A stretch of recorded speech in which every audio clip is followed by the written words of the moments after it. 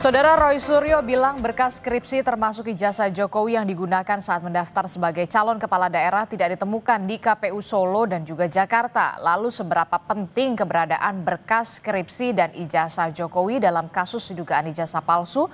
Apakah benar data salinannya pun juga tidak ditemukan? Kita akan bahas bersama sejumlah narasumber saya yang sudah hadir ke Studio Orange Kompas TV. Sudah ada Bung Rifai Kusumanegara yang selaku kuasa hukum Joko Widodo, kemudian ada Bung Ahmad Kozinudin yang merupakan kuasa hukum Roy Suryo CS. Selamat pagi Bapak-bapak, Assalamualaikum. Pagi Mbak Desti. Waalaikumsalam. Kemudian juga ada melalui sambungan daring bergabung bersama kita ada Prof. Hipnu Nugroho yang merupakan pakar hukum pidana Universitas Jenderal Sudirman. Selamat pagi, Assalamualaikum Prof. Hipnu. Waalaikumsalam, selamat pagi Mas Rifai, Mas Kusidin. Prof. Enjang, pagi. Nah, ini kita masih membahas yang tampaknya masih menjadi sorotan publik ini ya, setelah kemarin kita tahu ada pernyataan resmi dari Rektor UGM begitu ya, Bung Kozinudin dan juga Bung Rifai, yang menyatakan bahwa memang betul Pak Jokowi ini memang skripsi lulus, bahkan ujian skripsinya terlaksana pada 23 Oktober 1985. Nah, pendapatnya dari kubu Roy Suryo CS ini seperti apa?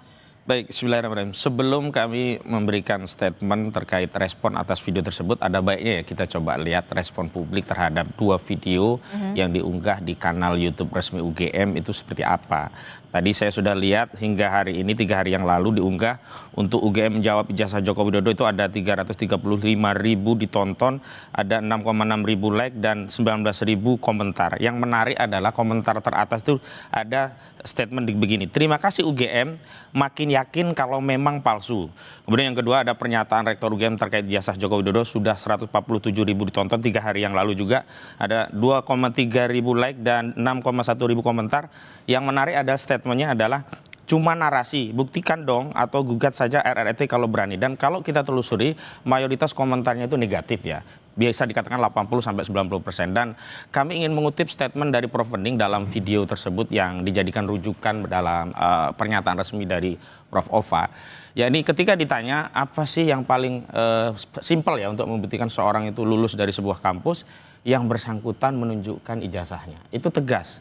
Dan hari ini justru yang menjadi soal itu adalah ketika Saudara Joko Widodo tidak menunjukkan bukti itu kepada publik karena sekarang domainnya sudah menjadi domain publik.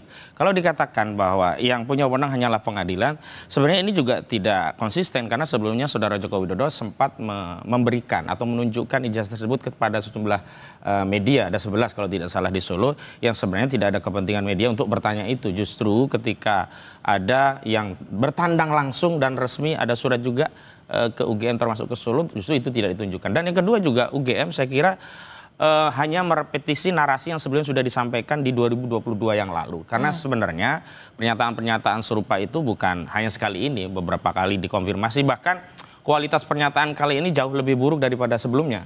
Karena nyaris hanya narasi tanpa menunjukkan bukti. Kalau sebelumnya ya Sigit Sunarta itu masih sempat sambil menunjukkan fotokopi ijazah. Jadi data apa yang seperti yang Anda inginkan diperlihatkan? Ada berkas skripsinya atau seperti apa sebenarnya? Sesuai janji yang pernah disampaikan oleh UGM bahwa UGM memiliki data setidaknya 32 atau 34 bukti yang itu mengkonfirmasi bahwa benar Saudara Joko Widodo pernah menempuh pendidikan di UGM dan kemudian dalam statementnya dikatakan ya telah diberikan tanda kelulusan sesuai dengan ketentuan. Nah, persoalannya kan ketika Rismon Sianipar dan kawan-kawan datang ke UGM itu tidak ditunjukkan, dan kemudian ketika ditunjukkan satu dokumen yang ada masalah di sana, misalkan skripsi yang tidak ada lembar pengasahan, kemudian di dalam podcast itu didalihkan bahwa itu hanya masalah teknis begitu. Dalih-dalih seperti ini kan kemudian membuat masyarakat itu makin ragu, apa benar kampus sekelas UGM bisa luput hal-hal yang sifatnya teknis, tapi ini penting sekali. Kenapa? Karena tanpa lembar pengesahan tentu sebuah skripsi itu tidak bisa dikatakan sebuah skripsi yang sah. Dan kalau seseorang tidak bisa menghasilkan skripsi yang sah, mana mungkin dia bisa divisuda. Hanya memang ada statement yang menarik dari UGM itu di poin 10, kan ada 10 poin itu. Betul. Poin 10 itu dinyatakan bahwa terkait ijazah yang sudah diserahkan kepada alumni, maka tanggung jawab dokumen itu sudah murni tanggung jawab alumni. Dan kalau nanti terbukti ya dokumen tersebut disalahgunakan, misalkan terbukti palsu, begitu UGM akan menempuh proses hukum sesuai dengan ketentuan peraturan perundang-undangan yang berlaku apabila itu sudah terbukti. Sayangnya hari ini kan semestinya tanpa menunggu proses hukum, ini kan kaitannya dengan kredibilitas ya, reputasi sebuah kampus UGM. Kalau memang UGM itu butuh ya reputasinya kembali dan kemudian publik percaya bahwa Saudara Joko Widodo memang pernah dididik oleh UGM dan pernah juga diberi sertifikat sesuai dengan ketentuan oleh UGM, apa susahnya sih untuk menunjukkan dokumen? Jadi saya lihat UGM mengadopsi cara yang sama untuk bertahan sebagaimana diadopsi oleh kubu Jokowi, yakni tidak menunjukkan bukti-bukti yang itu akan mengkonfirmasi dan melegakan ya ruang publik bahwa benar Saudara Joko Widodo pernah lulus di UGM. Jadi harapan kubu Roy Suryo CS ini ketika Rektor UGM menyampaikan. Dan tambahannya menariknya, kenapa ini disampaikan setelah dokumen-dokumen itu dikatakan oleh UGM disita oleh polisi. Dan itu kan bisa menjadi dalih lagi bagi UGM lah, hari ini kami tidak mungkin bisa menunjukkan karena itu sudah disita oleh polisi. Dan hal seperti ini sebenarnya kan hanyalah repetisi narasi dan kemudian repetisi apologi dari satu kampus yang harusnya tidak demikian. Dan ini tidak lepas dari latar beberapa hari sebelumnya itu klien kami, yakni RRT istilahnya, Roy ya, kemudian Rismond dan Tiva itu menerbitkan buku Jokowi's White Paper dan di dalamnya justru memuat berbagai data-data yang kemudian menguatkan kesimpulan bahwa ijazah ini bermasalah. Oke, Bung Fai, bagaimana respon Anda, tanggapan Anda terkait dengan komentar dari Bung Kozinudin? Ya, jadi sebenarnya kan soal ijazah sendiri pernah ditunjukkan ya oleh Pak Jokowi. Baik kepada para wartawan, waktu di Polda juga pertama kali membuat LP ditunjukkan, tapi dibawa lagi, lalu kemarin disita, waktu di Bareskrim juga pernah diambil untuk lapor, jadi sudah berkali-kali juga ditunjukkan, bahkan waktu di Bareskrim kan ada juga fotonya itu pada saat adik ipar menyerahkannya. Jadi barang itu tentunya ada dan selama ini pun juga, ini kan kalau tadi kan mengomentari komentar dari Ibu Rektor bahwa setelah ijazah diberikan bukan tanggung jawab kami. Betul, ya memang tanggung jawab pemegang dan hampir setiap pilkada berkali-kali itu ijazahnya juga dilegalisir. Artinya waktu melegalisir, salah satu kewajiban legalisir adalah kan ijazah asli dibawa. Ya. Itu pun jelas, jadi sejak pilkada Solo di 2005, 2010 ditunjukkan dapat legalisir, masuk yang Jakarta. Jadi ya memang selama ini ada, cuma memang tidak kita tunjukkan karena kembali lagi kita belajar dari presiden waktu UGM pertama kali melaunching dengan mengeluarkan fotokopi dengan niat baik ingin mengklarifikasi keberadaan sertifikat ijazah ya. Yang ada kan dari kubunya TPUA menyerang ya, mempersoalkan sebenarnya persoalan yang remeh-temeh lah. Nama Sumitro atau Sumitro gitu ya, foto, tapi kan kembali lagi. Jadi sebenarnya sudah ditunjukkan, tapi kemudian masih ada nada-nada penyerangan, itulah yang kemudian. Itu yang membuat kita kalau dibuka lagi, muncul isu baru lagi tidak pernah selesai dan kasihan publik gitu ya.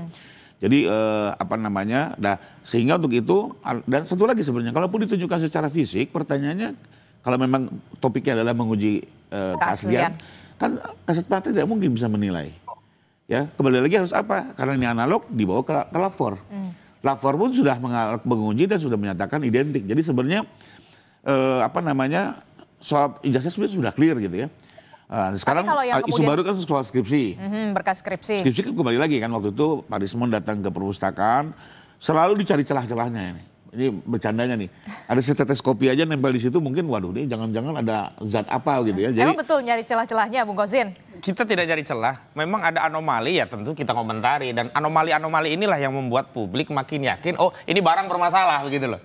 Nah kalau ingin publik yakin barang ini tidak masalah ya silahkan diakses barang tersebut dan silahkan diuji karena kalau barang itu asli tentu siapapun yang menguji kesimpulan akhirnya akan sama, identik, asli begitu. Tetapi kalau barang ini pada akhirnya yang akan ditampilkan itu adalah yang beredar ya, yang ada kacamata dan seterusnya. Ternyata itu yang dipegang, maka ya keyakinan kami, hakul yakin ya klien kami menyatakan ya barang ini palsu karena yang diuji tidak jauh beda dengan apa yang selama ini diuji oleh. Tapi kan kita sudah tahu sudah ada gelar perkara khusus yang dilakukan oleh Bareskrim Polri. Apakah ini tidak memuaskan dari ini soalnya adalah kredibilitas dari lembaga yang bersangkutan di mata publik karena banyak anomali sebelumnya misalkan kasus Joshua Huta Barat ya kasus-kasus yang kemudian publik menyaksikan kalau di kasus-kasus yang lain saja bisa demikian apalagi di kasus ini. Sebenarnya sederhana saja kalau Bareskrim ya menguji dan kemudian pengujiannya itu dilakukan secara transparan, para pihak bisa ikut melihat setidaknya klien kami yang punya kapasitas untuk ikut turut menguji dan kemudian hasilnya sudah disampaikan, selesai juga. Tapi persoalannya kan Barreskrim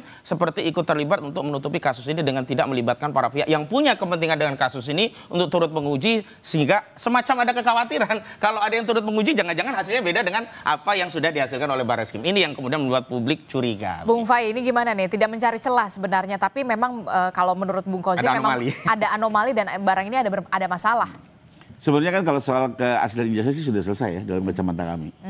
Pertama ya Pak Jokowi sendiri yang memegang selama ini dan meyakini betul, beliau yang tahu betul tentang dari mana dia memperoleh ijazah ini dan selama ini beliau simpan kan gitu ya.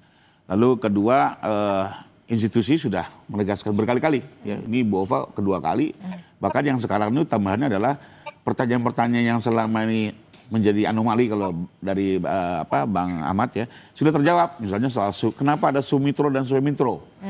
Ternyata ada 2 SKP Dikbud waktu diangkat beliau sebagai dekan termasuk sebagai guru besar. Dan di situ memang ada perbedaan ejaan. Ya, So dan Soe gitu. Terus soal Pak Kasmujo sudah terjawab juga. Beliau betul-betul pembimbing akademik dan itu ada di semua dokumen administrasi perkuliahan Pak Jokowi ya. KRS itu ya. Itu kan selalu pembimbing harus teken. Itu ada semua. Jadi ini sebenarnya sudah terjawab. Cuma memang sekarang begini Mbak, yang perlu kita agak bedakan adalah sebenarnya hari ini perkara yang di depan mata itu bukan perkara pemalsuan, tapi perkara fitnah pencemaran nama baik. Nah, di mana ya mau tidak mau tentunya dari kubu teman-teman TPU harus melakukan pembelaan. Dan salah satu pembelaan yang paling baik adalah kembali lagi mempersoalkan bahwa seolah-olah dokumen ini palsu ya, karena pada saat asli maka seolah-olah unsur fitnah itu menjadi terpenuhi, tapi kalau tetap dianggap palsu maka unsur itu akan terbantahkan. Jadi ya saya rasa wajar saja ya ini terus dipersoalkan, ini dianggap sebagai anomali, tapi kembali lagi nanti paling menarik di persidangan semua dibuka ya. Kami memiliki sejumlah bukti yang menyatakan ini asli. Teman-teman TPU juga memiliki mungkin bukti-bukti yang dianggap ini menjadi seolah-olah palsu.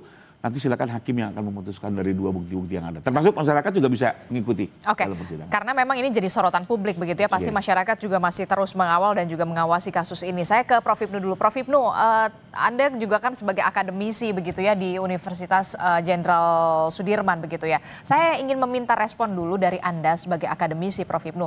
Apa yang sudah dilakukan oleh Rektor UGM dengan adanya video pernyataan tersebut? Bagaimana respon Anda? Apakah ini sudah semakin dalam tanda kutip ya upaya kampus begitu ya untuk kemudian menjernihkan ini semua atau seperti apa kalau menurut Anda, Prof Hipnu?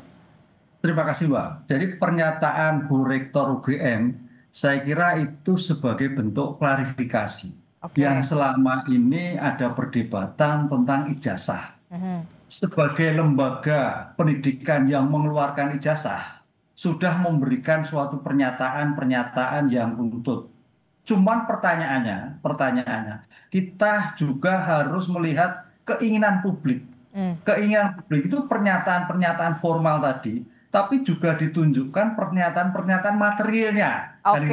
Ada suatu skema, ada suatu alur, ini tampaknya yang belum dijelaskan. Sehingga alur pikir itu menjadikan suatu kebenaran materialnya, walaupun formal. Tapi ibarat step by step yang dilakukan oleh Bang Kosinudin itu jelas. Oh ini tidak hanya aslinya di mana, perolehnya di mana, sidangnya di mana, skripnya berapa. Itu tampaknya kalau kita suatu penelitian itu roadmap Pak Jokowi dari masuk sampai akhir itu perlu dibuat satu alur kan itu loh. Nah alur itu yang tampaknya sampai kemarin sampai saat ini belum pernah terjadi, sehingga asas sebagai bentuk keterbukaan Mas Kosinudin juga masih ramai terus. Sedangkan Mas Rifai juga sudah memberikan, tapi pemberitaan nanti di kepolisian ini kan nggak ketemu, sehingga seolah-olah sebetulnya mindsetnya ini Pak, apakah pernyataan yang secara material di kepolisian itu juga dibawa ke ranah publik kan gitu arahnya kan, sehingga pada saat diskusi penyelesaian perkara penghasutan nama baik itu sudah clear dulu, oh ini palsu, oh ini membuat palsu. Kan konteksnya tadi Mas Rifai kan sudah jelas itu. Tapi pertanyaan Mas Konifudin kan, loh ini kan rumusan pemalsuan itu ada membuat palsu dan memalsu. Lah akan bergeser yang tadinya memalsu menjadikan sudah tidak, tapi membuat palsu kan gini. Ini mutar terus, sehingga salah satu yang terjadi menurut saya sebagai mencari kebenaran material, roadmap yang terjadi detik per detik, tanda tangan termasuk bukti-bukti saya kira perlu dijelaskan secara konkret sehingga tidak ada sedikit pun celah yang menjadikan suatu perdebatan. Oke, Gitu, jadi Mbak. menurut Anda apa yang sudah disampaikan oleh Rektor UGM Profesor Ova ini hanya sebatas klarifikasi, tidak memenuhi asas material begitu ya. Seperti yang diketahui Joko Widodo ujian skripsi terlaksana 23 Oktober 1985. Ini yang kemudian menurut Anda harus dibuktikan ada berkas-berkasnya, berkas-berkas penunjang Ya, untuk kemudian tanggalnya, bisa ada berita ini semakin acaranya, terang benderang. ada Tapi pengujinya, gitu tampaknya seperti itu. Jadi sebagai bentuk pertanyaan publik, oh betul sudah ada. Nah, gitu. oke. Itu hanya komunikasi itu sebetulnya gitu. Jadi menurut Anda apa yang dilakukan oleh UGM rektornya itu masih kurang begitu ya? Tidak menjawab atas pertanyaan yang masih menjadi pertanyaan Roy Suryo CS dan juga netizen begitu menurut Anda? Ya, melihat perkembangan netizen seperti itu, pengennya seperti hanya pembuktian di persidangan, tapi juga di pembuktian di non persidangan ini di peradjudikasi. Tapi secara etika kampusnya bagaimana sebenarnya, Prof. Hipnu, boleh nggak sebenarnya? Kalau dalam hal suatu proses klarifikasi, menurut saya boleh-boleh saja, karena itu kan hanya menjelaskan. Pertanyaan yang dirisaukan oleh masyarakat, kapan ujiannya? Siapa yang menguji? Tanda tangannya seperti apa? Perubahannya seperti apa? Kalau ada sudah clear itu sebetulnya. Nah, itu yang tampaknya kemarin masih normatif sekali gitu loh. Sehingga netizen bom Kosinudin kalau dijelaskan sampai A sampai Z mungkin clear. Sekarang pertanyaannya mau ijazahnya aja belum clear kan gitu kan. Sekarang kan yang kejar kan bagaimana perolehan ijazah yang bersangkutan. Apakah memenuhi standar? Apakah ini yang terjadi kan seperti itu. Lah itu kewenangan dia menjelaskan secara limitatif bagus itu. Tapi kalau dari Anda kan ya memang akademisi di kampus lah ya, hidup di kampus begitu. Nah, berkas skripsi sebenarnya pihak kampus itu sebenarnya megang nggak sih, nyimpen nggak sih berkas skripsi seharusnya? Ya, berkas skripsi yang kita nggak tahu tahun itu Mbak ya. Kalau tahun sekarang, itu yang diberikan adalah fakultas 1, kaprodi 1, pembimbing 1. Kalau 3 pembimbing ya 3 pembimbing. Kalau sekarang itu sudah zamannya Digital. sebagai bentuk bukan kertas ya, sekarang sudah CD sudah disampaikan sama mana. Ada 4 poin itu menerima fakultas, pembimbing, penguji diberikan semua. Sekarang loh ya, kan nggak tahu kalau dulu gitu. Oke. Jadi tapi begini yang juga menarik adalah Rektor UGM Prof. Ova ini menegaskan tidak bertanggung jawab atas fisik ijazah yang beredar begitu ya di media sosial, baik di media sosial dan juga memang yang sudah diserahkan kepada Jokowi atau alumni begitu. Bagaimana respon Anda terkait dengan pernyataan Rektor UGM itu? Ya betul. Jadi pertanggungjawaban lembaga pendidikan yang sudah menelurkan seorang mahasiswa, kemudian lolos, bukti-bukti akuratnya sudah selesai. Sekarang pertanyaannya kan lembarnya ini, apakah ini dalam ada suatu perubahan, apakah ada suatu hilang mungkin suatu saat kan banyak juga ini, waduh ijazah saya hilang nih, mencari duplikatnya atau minta surat keterangan dari yang bersangkutan, bisa jadi. Tapi kalau memang tidak ada kekhawatiran terkait hilang, merubah, rusak, atau hanyut karena bencana alam, saya kira aman-aman saja. Ini yang terjadi karena pertanggungjawaban lembaga pendidikan adalah setelah selesai wisuda dan memberikan clear sudah selesai. Apakah itu ada perubahan, apakah itu ada hilang, itu sudah bukan pertanggungjawaban tapi sebagai pertanggungjawaban lanjutan. Ketika hilang akan diberikan salinan ataupun surat keterangan yang bersangkutan. Oke, saya ke Bung Fai. Kalau menurut Prof. Hipnu begitu ya, memang seorang akademisi dan hidup di kampus begitu ya. Ini hanya klarifikasi, tidak menyentuh kepada material, tidak seharusnya menjawab pernyataan publik begitu netizen, kubu Roy Suryo CS ditunjukkan, termasuk juga berkas skripsi dan lain-lain sebagainya. Respon Anda? Ya, saya sependapat. Jadi memang ini lebih kepada statement, sekalipun memang harus dipertanggungjawabkan ya, karena dia membawa institusi, dinyatakan depan publik, apalagi berkaitan dengan perkara yang sedang berjalan. Kembali lagi, kenapa mungkin kemarin dari pihak UGM tidak menunjukkan semua detailnya? Karena kembali lagi belajar dari peristiwa 2022, ditunjukkan dokumen, tidak selesai malah menimbulkan isu-isu baru. Tapi saya sendiri kan ngikuti juga ya, sebelum proses ini terjadi saya lihat langsung. Ini blessing, Mbak. Jadi gini, Sebenarnya saya kasihan loh sama terutama Pak Sigit. Bayangkan dia sebagai dekan harus membuka dokumen 30 tahun yang lalu. 1985. Saat Pak Jokowi kuliah tuh beliau masih SD kalau nggak salah gitu. Beda 10 tahun. Terpaksa dia harus membuka kayak arkeolog, dibuka administrasinya. Tapi alhamdulillah gara-gara kasus ini, Mbak. Semua dikumpulkan dan ternyata memang fakultas kehutanan itu, mohon maaf, jumlah mahasiswa nggak begitu banyak dibanding ekonomi atau hukum ya. Kala itu. Kala itu. Jadi dokumen ini semakin dikumpulkan, sekarang saya malah terkaget-kaget. Segala bukti transfernya ada, semua dokumennya kecil-kecil. Nama Pak Kasmujo yang dulu juga saya masih mempertanyakan, jangan-jangan ini lupa gitu. Ternyata jelas sebagai pihak akademik. Jadi saya lihat langsung, Mbak. Sudah lihat langsung semua dokumennya.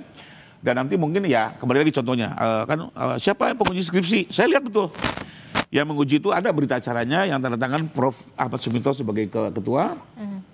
Ada Insinyur Sofyan dan Insinyur Burhanuddin. Nilainya pun A gitu ya. Akhirnya ini semua dicari. Memang waktu mungkin awal didatangnya kan ditanya mana, ya bingung 30 tahun yang lalu ya, butuh waktu. Tapi gara-gara persoalan dikumpulkan semua dan percaya deh itu semua sudah disita penyidik. Nanti di sidang akan diperlihatkan semua satu persatu pasti. Tentunya juga hakim akan mempertanggungjawabkan putusan ini kepada publik ya. Ada kesempatannya ditunjukkan semua satu persatu dan diklarifikasi nanti oleh pihak-pihak yang bersangkutan ya. Contohnya kita bandingkan dengan skripsi-skripsi lain. Nah, pemegang skripsi juga kita sudah BAP. Jadi dia nyatakan betul sama-sama dari fakultas lain di tahun yang sama.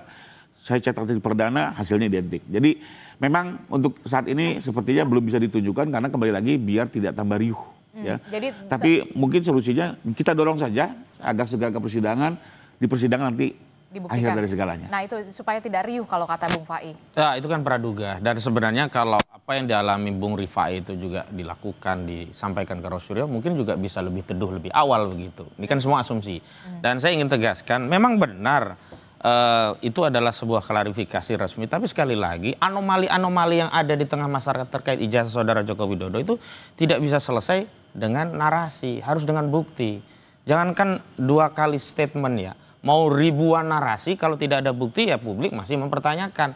Soalan sekarang yang dihadapi oleh publik itu rujukan dari statement itu apa? Misalnya soal SK dari Ahmad Sumitro bahwa beliau ya sudah dikukuhkan tapi SK-nya sudah lebih lama sehingga kapanpun bisa digunakan walaupun ada pengukuhan. Kan tinggal disepil ini loh SK-nya, oh ternyata ada yang Sumitro, oh ternyata ada yang Soemitro, oh berarti semuanya nggak ada masalah. Kan yang disampaikan oleh Sigit Sunarta hanya menjelaskan bahwa itu biasa lazim, ada dulu di 80 ada ejaan yang disempurnakan, ada yang kemudian 8 ada yang pakai Soe, ada yang pakai Su, tetapi itu semuanya narasi. Nah, kalau ada dokumen ini loh yang Soe, ini loh yang Su, oh kemudian publik selesai satu urusan tentang Soemitro dan Sumitro. Yang kedua, kan kembali justru mengulangi sesuatu yang selama ini diperdebatkan dan justru menambah publik tidak yakin. Contoh soal Kasmujo. Kasmujo kan kembali diakui bukan dosen pembimbing skripsi tapi dosen pembimbing akademik. Sementara penelusuran Rismon saat datang ke rumahnya, Kasmujo itu membantah 2 hal sekaligus. Pertama, dia bukan dosen pembimbing skripsi. Kedua juga bukan dosen pembimbing akademik. Kemudian baru lari. Oh ternyata dosen pembimbing skripsinya Ahmad Sumitro. Lah kita nggak bisa telusuri karena yang disebut itu sudah meninggal. Dan semua statement dari orang-orang UGM ini kan juga bukan orang yang mengalami, melihat, mendengar sendiri. Karena bukan periode saat Jokowi kuliah mereka belum menjabat di situ. Akhirnya apa? Kita itu hanya dihadirkan testimoni de audito dalam konteks hukumnya. Sayangnya ini bukan dalam proses pro justisia. Kalau dalam proses pro justisia semua pernyataan ini tidak bernilai. Karena bukan yang mengalami langsung. Oke, jadi kalau menurut kubu Rosuryo CS tidak perlu narasi tapi kemudian perlunya bukti. Ya. Lalu bagaimana proses hukum selanjutnya nanti kita akan lihat. Usai jeda kami masih akan lanjutkan lagi. Jadi tetaplah bersama kami di Sapa Indonesia Pagi. Kami akan segera kembali.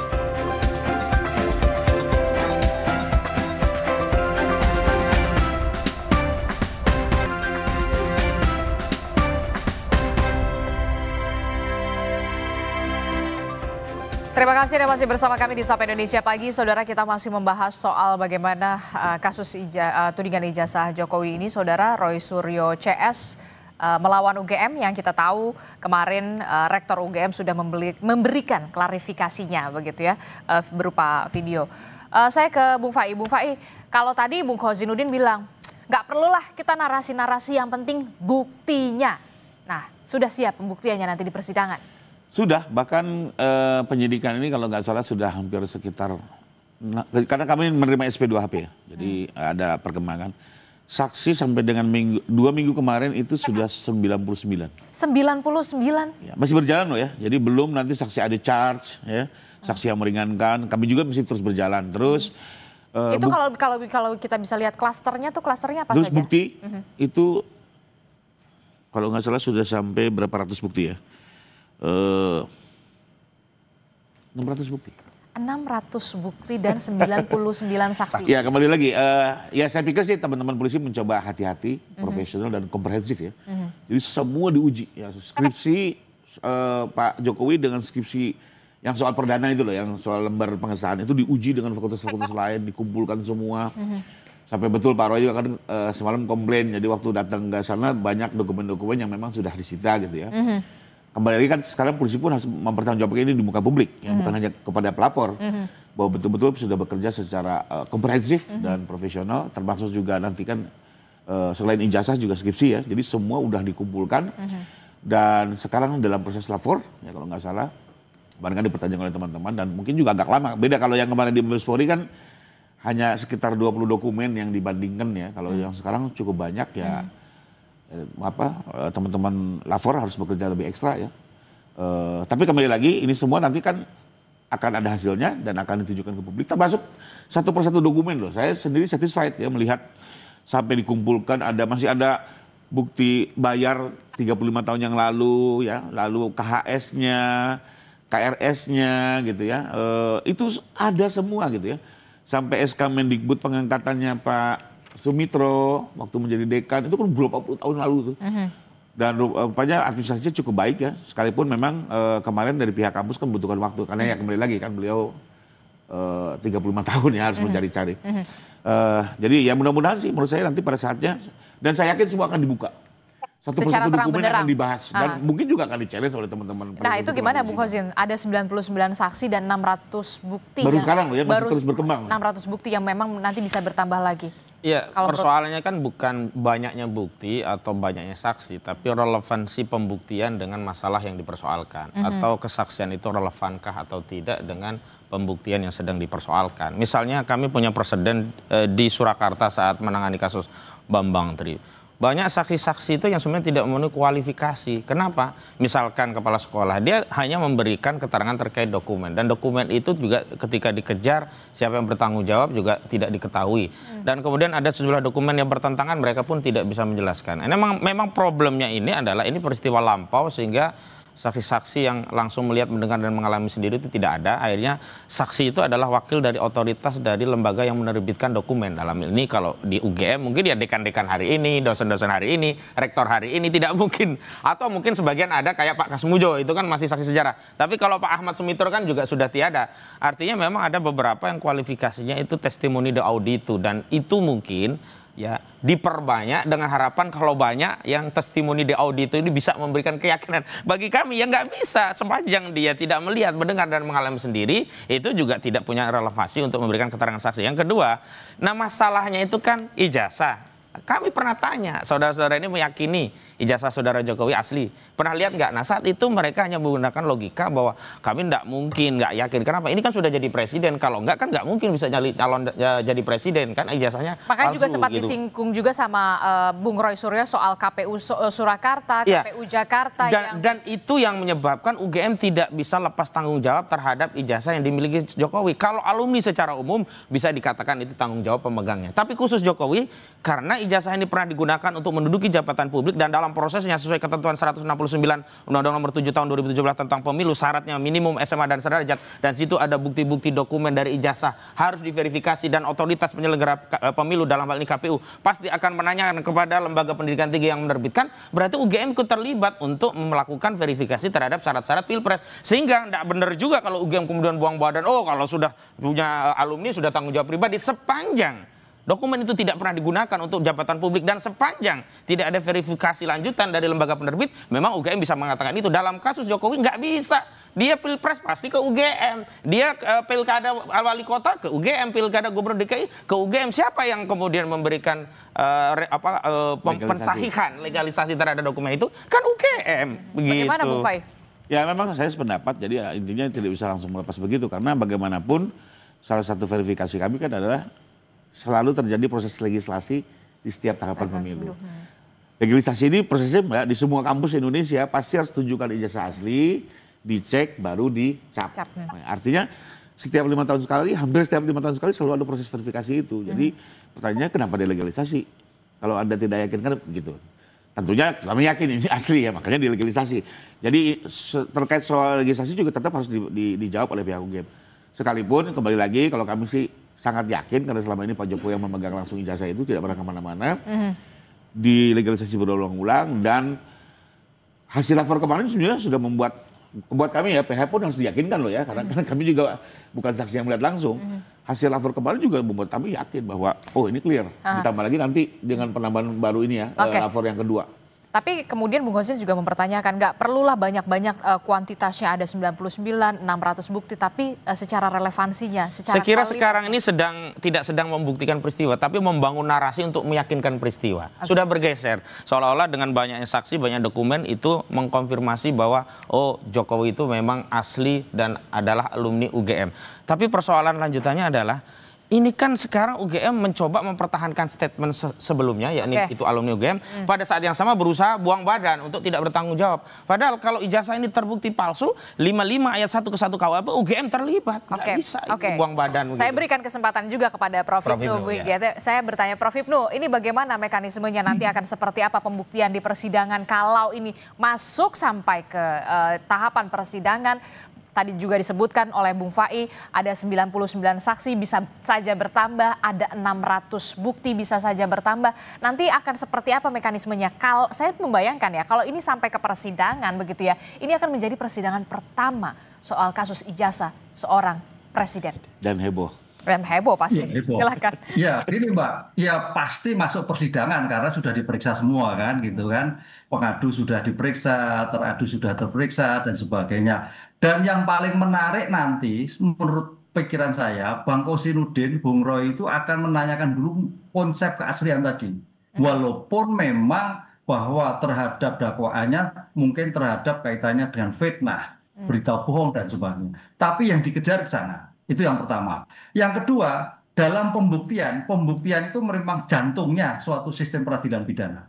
Oleh karena itu dalam pembuktian ini agak menarik, karena tadi Bang Kosin, Bang Rudi menyatakan, kita harus berpikir 35 tahun yang lalu. 35 tahun lalu dokumennya seperti apa, keterangan saksinya seperti apa. Apalagi kalau memang mengendalikan saksi temannya Pak Jokowi sudah pensiun semua. Tanda petik mungkin pengurangan, sudah berkurang pemikirannya, mungkin sudah lupa dan sebagainya. Ini yang terjadi. Oleh karena itu, kalau itu yang terjadi, untung ada putusan MK, Bang Rifai Makhludir, bahwa suatu keterangan saksi itu tidak harus sendiri. Jadi konsep testimonio de audito itu ada suatu celah lagi. Nah, itu yang diajukan Bang Yusuf kan masalah. Putusan MK, atau pakai itu monggo terserah. Terhadap keterangan saksi dia harus melihat sendiri. Oleh karena itu nanti hakim, penasihat hukum, kuncinya adalah membuat suatu relevansi antara bukti, antara saksi. Relevansi antara saksi dengan saksi. Relevansi antara bukti dengan bukti. Itu yang agak sulit nanti untuk merekomendasikan bahwa ini bernilai atau tidak bernilai. Nah, karena dalam suatu sistem pengungkapan perkara itu semakin lama diperiksa, semakin sulit. Oleh karena itu dalam ilmu hukum pengungkapan peristiwa, kecepatan penyelesaian perkara adalah semakin baik. Nah, ini tidak. Ini berpikir 35 tahun yang lalu. Mudah-mudahan saksi-saksinya masih cerdas, masih ingat semua. Kalau tidak, besok jadi ramai Bang Rifai. Yang lupa, yang harus sabar-sabar melihat seperti ini. Kan sudah lama karena sudah lama sekali. Tidak. Dan itu menjadi tantangan tersendiri pastinya ya dari saat pembuktian ya. Prof. Hipnu ya. Nah itu gimana Bung Fai? Tadi dikatakan ini menjadi tantangan tersendiri dalam pembuktian persidangan.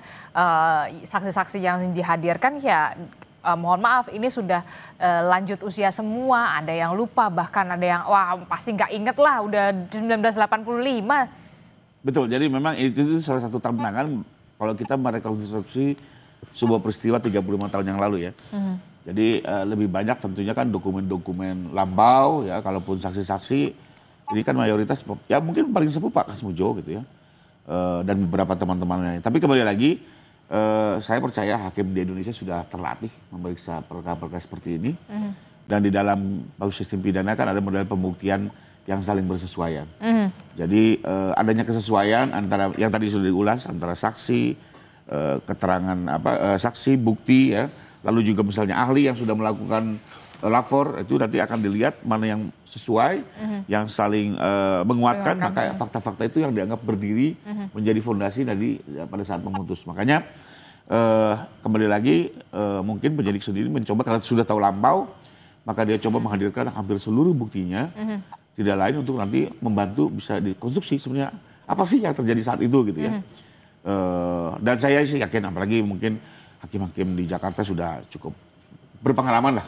Dan hakim di Jakarta ini sudah praktik hampir 40 tahunan gitu. Jadi sudah cukup mumpuni lah. Oke, terakhir Bung Kozin, apa closing statement Anda terkait dengan ya itu tadi akan ada tantangan tersendiri pada saat pembuktian? Oh, kami simpel, kami nggak ada tantangan sama sekali karena kami itu hanya cukup membantah. Karena dalam kasus ini yang punya beban pembuktian adalah jaksa. Dalam proses pelaporan adalah pelapor begitu. Dan dalam konteks membantah kami sederhana saja. Kalau ternyata ini kan nggak perlu ratusan dokumen, nggak perlu 90 orang saksi dan seterusnya. Kami hanya akan melihat ijazahnya itu apakah yang selama ini diteliti oleh Roy Suryo. Kalau ternyata yang ditunjukkan itu adalah itu, ya sudah palsu, selesai bagi kami, begitu saja, begitu loh. Jadi yang lain-lainnya itu tidak relevan lagi dibahas bagi kami. Karena statement mereka itu kenapa mengatakan itu palsu, dasarnya adalah ijazah yang beredar, kemudian diteliti, yang dulu itu pernah juga dipakai di KPU, yang sudah diupload, yang belakangan ya dibantah tidak pernah menggunakan, padahal ijazah itu pernah digunakan untuk Pilpres, sudah diupload di KPU dan itu bisa diakses publik saat itu walaupun sekarang nggak bisa. Nah, ini belakangan dibantah bahwa itu bukan yang beredar berasal dari saudara Jokowi. Kuncinya satu, kalau nanti ternyata dokumen ijazah itu adalah yang selama ini diteliti, sudah palsu begitu. Oke, baik, terakhir kita ke Prof. Hipnu. Prof. Hipnu, kalau menurut Anda dari kacamata Anda, Prof. Hipnu, butuh berapa lama, berapa bulan untuk kemudian bisa menyelesaikan persidangan ini yang di dalam tanda kutip ya kompleks sekali? Kalau dalam suatu sistem peradilan pidana, Mbak, cepat atau tidak tergantung apakah masing-masing terlapor dilakukan upaya paksa. Kalau upaya paksa itu misalkan maaf nih penahanan. Kalau suatu perkara tidak dilakukan upaya paksa, waktu terbatas. Oh, ini bisa-bisa nanti waduh lagi masuk angin, waduh lagi giginya sakit, mundur-mundur terus nanti. Ini yang terjadi. Oleh karena itu saya kira ini nggak bisa cepat, ini lama. Itu kunci suatu peradilan itu apabila ada upaya paksa. Sepanjang tidak ada upaya paksa, ya semuanya melihat suatu keadaan. Karena peradilan kita itu meletakkan sebagai asas subjek yang sama, asas akusatur. Sehingga kalau nanti kliennya Bang Rifai itu, ternyata saksinya sakit gigi, ya tunggu dulu, mundur lagi kan gitu loh. Karena ini udah usia semua gitu. Oke, pasti. Oke, nanti kita akan lihat bagaimana proses ini akan terus bergulir. Terima kasih Prof. Hipnu telah bergabung bersama kami memberikan pengetahuannya. Kemudian ada Bung Hosinuddin, kemudian juga ada Bung Faiz. Terima kasih Bapak-bapak, sehat selalu. Assalamualaikum, selamat pagi.